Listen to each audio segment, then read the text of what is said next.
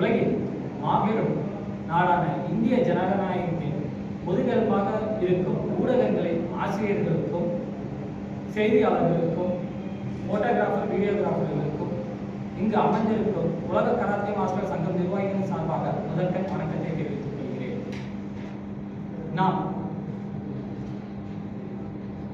நாளைய தலைமுறையினரின் மேம்பாட்டிற்காகவும் நாட்டின் வளர்ச்சிக்காகவும் ஒரு முக்கியமான விஷயத்தை அரசின் கவனத்திற்கு கொண்டு செல்வதற்காக ஜாதி மத வேறுபாடின்றி நாங்கள் அனைவரும் இங்கு வந்திருக்கிறோம்.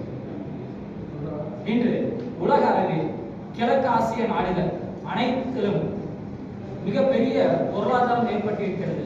அதற்கு ஓர் இந்தியர் தான் காரணம் என்று சொன்னால் அது மிகையாகாது. ஆம், நீங்கள் சொல்வது சரி. அது நமது மூதாதையர் போதி தர்மரை பற்றியே. 1500 ஆண்டுகளுக்கு முன்பு சீன பேரரசுகளின்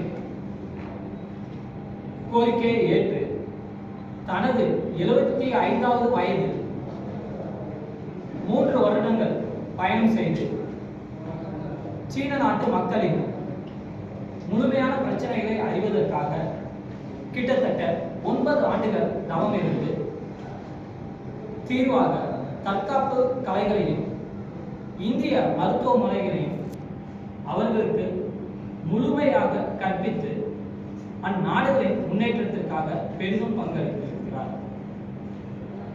அப்பேற்பட்ட மகானை நமது தலைமுறையினர்களுக்கு அறிமுகப்படுத்த வேண்டியது நமது கடமை.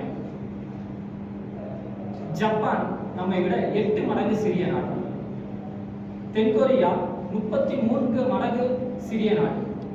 சீனாவை எடுத்துக்கொண்டோமானால் நம்மை விட 4 மடங்கு பெரிய நாடு. மக்கள் தொகையிலும் 2 வருடங்களுக்கு முன்பு வரை சீனா அதிகமாக இருந்தது. ஆனால் அவர்கள் அனைவரும் இன்று தொழில்நுட்பத்திலும் பொருளாதாரத்திலும் தன்னிறைவு அடைந்திருக்கிறார்கள் என்றால் அது நம்முடைய போதி தர்மர் கற்பித்த போதனைகளே. அப்பேற்பட்ட மகான் நமது இந்தியாவில் பிறந்து உலகம் முழுக்க இன்று பெரும் புகழ் அடைந்திருக்கிறார். 1500 ஆண்டுகள் கழித்தும் இன்றும் அவர் பெயர் நிலைத்திருக்கிறது. ஆனால் நம் நாடுகளில் அவரை பற்றி எந்த தகவல்களும் அவருக்கான எந்த விதமான அர்ப்பணிப்பும் இல்லாமல் இருக்கிறோம். நம் நாட்டில் போதி தர்மருக்கு மிகப்பெரிய சிலைகள் அமைப்பதன் மூலமாக அவரது மகிமையை நம் நாட்டு மக்களுக்கு தெரியப்படுத்துவதன் மூலமாக நம் நாட்டின் முன்னேற்றத்திற்கு மிகவும் பங்களிப்பாக இருக்கும். அது மட்டுமல்லாமல் நாளைய தலைமுறையினர்களுக்கும் இளைஞர்களுக்கும் தன்னிலை அறிவதற்கும் தன் மேம்பாட்டிற்கும் தன்னால் எதையும் சாதிக்க முடியும் என்ற தன்னம்பிக்கை ஏற்படுவதற்கும் தன் மூதாதையர் போல் தாமும் மேம்படுவதற்கும் மிகவும் உறுதியாக இருக்கும். கன்னியாகுமரி குஜராத்தில் உள்ள திருவள்ளுவர் சர்தார் வல்லபாய் பட்டேல் சிலைகளைப் போல் போதி தர்மர் பிறந்த காஞ்சிபுரத்திலும் மாபெரும் சிலையை அமைத்து அரசு அவரை கௌரவிக்க வேண்டும். அது தற்காப்பு கலைகளையும் வர்ம கலைகளையும் மருத்துவத்தையும் கற்பிப்பது தமது வாழ்வின் கடமையாக கொண்டிருக்கும் லட்சக்கணக்கான மாஸ்டர்களுக்கும் மருத்துவர்களுக்கும் மக்கள் சேவையை தொடர்ந்து ஆற்ற மிகவும் பயனுள்ளதாக இருக்கும். தமிழ்நாட்டில் மட்டும் கராத்தே, களரி, சிலம்பம், குங்ஃபு, ஜூடோ, டேக்வாண்டோ போன்ற தற்காப்பு கலை கற்பிப்பதை தங்கள் வாழ்வில் அர்ப்பணித்துள்ள 10 லட்சத்திற்கு மேற்பட்ட மாஸ்டர்களும் அவர்களிடம் தற்காப்பு கலையை பயின்ற கோடிக்கணக்கான மாணவ மாணவிகளின் சார்பாகவும் உலக கராத்தே மாஸ்டர்களின் சார்பாகவும் போதி தர்மருக்கு சிலை அமைக்க வேண்டும் என்று மத்திய மாநில அரசுகளை நாங்கள் இந்த தருணத்தில் கேட்டுக்கொள்கிறோம். நன்றி, வணக்கம். சரி, இப்போ போதி தர்மருக்கு சிலை அமைப்பதை விட அவர் கொண்டு வந்த தற்காப்பு கலைகளை மக்களிடம் பரப்புவது நல்லது இல்லையா? உடல் நலம் பெணப்படும், அவரோட உடல் கட்டம் இன்னைக்கு வந்து எல்லாரும் 99 தான் சுற்றிட்டு இருக்காங்க இளைஞர்கள். இப்போ அதை செய்வது சிறப்பாக இருக்குமா, அதை விட்டு சிலை வைக்கிறது சிறப்பாக இருக்கும்னு நினைக்கிறீங்களா? சார், நீங்கள் கேட்கறது கண்டிப்பாக ஒரு நல்ல கேள்வி. அவர் கொண்டாந்த தற்காப்பு கலையை ஆல்ரெடி கற்பிச்சுட்டு இருக்காங்க.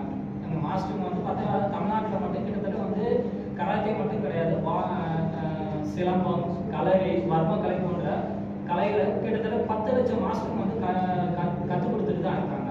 ஈவன் பார்த்தீங்கன்னாக்கா அவரோட கலை வந்து உலகம் முழுக்க இன்னைக்கு பரவி இருக்கு.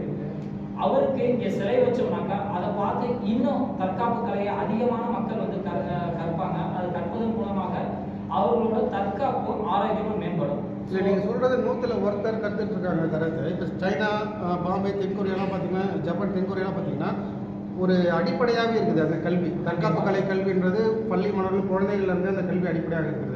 அதேமாதிரி பாடத்திட்டத்தில் அது அடிப்படையாக கொண்டு வரணும்னு வலியுறுத்தினீங்கன்னா அதில் ஒரு லாஜிக் இருக்குது. அது ஒரு நல்ல இருக்கும். அதோட அதை வலியுறுத்துறதுக்காக தான் அந்த சிலை அமைக்கணும்னு சொல்றது காரணமே.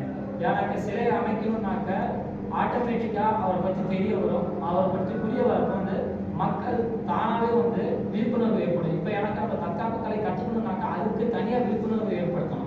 இல்லை, அது தொடர்பான விஷயங்களை முன்னெடுத்தீங்கன்னா நல்லா இருக்கும்ல. தற்காப்பு கலை கற்றுக்கொள்ளணுன்ற ஆர்வம் அது தொடர்பான விஷயங்களை முன்னெடுத்து போயிட்டு தான் சார் இருக்கும். ஸோ இவன் வந்து பார்த்தீங்கன்னாக்கா நாங்கள் அடுத்த 5 வருஷத்துல 8 கோடி மக்களுக்கு இலவசமாக தற்காப்பு கலை சொல்லிக் கொடுக்கறதுக்கு தேவையான எல்லா விஷயத்தையும் செஞ்சுட்டு இருக்கோம். இப்போ பார்த்தீங்கன்னா எங்கள்கிட்ட வந்து ஒரு 3000 மாஸ்டர்ஸ்க்கு வந்து ரெடியாக இருக்காங்க. தற்காப்பு கலையை அடுத்த 5 வருஷத்துல 8 கோடி மக்களுக்கு சொல்லிக் கொடுக்கறதுக்கு முழுமையாக தன்னை அர்ப்பணிச்சிருக்காங்க. இல்லை, கடந்த செய்தியாளர் சந்திப்பில் இலவச கராத்தே பயிற்சி சொல்லியிருந்தீங்க இல்லையா? இப்போ அது இத்தனை நாட்களில் எத்தனை பேருக்கு பயிற்சி கொடுத்துருக்குறீங்க? அதுக்கான ஏற்பாடுகளை அனைத்தையும் செஞ்சுட்டு இருக்கோம். மத்திய மாநில அரசாங்க அதுக்காக அணுகியிருக்கோம். அவங்கள்ட்ட வந்து நாங்கள் யாருக்கும் நிதி கேட்கல. ஸோ அவங்களோட ஆதரவு மட்டும் கேட்டிருக்கோம். எங்களுக்கு எல்லாருமே வந்து நல்ல ஆதரவு கொடுத்துட்டு இருக்காங்க. வர மாதங்களில் வந்து அதை தொடங்குறதுக்கு அனைத்து ஏற்பாடையும் தீவிரமாக செஞ்சுட்டு இருக்கோம்.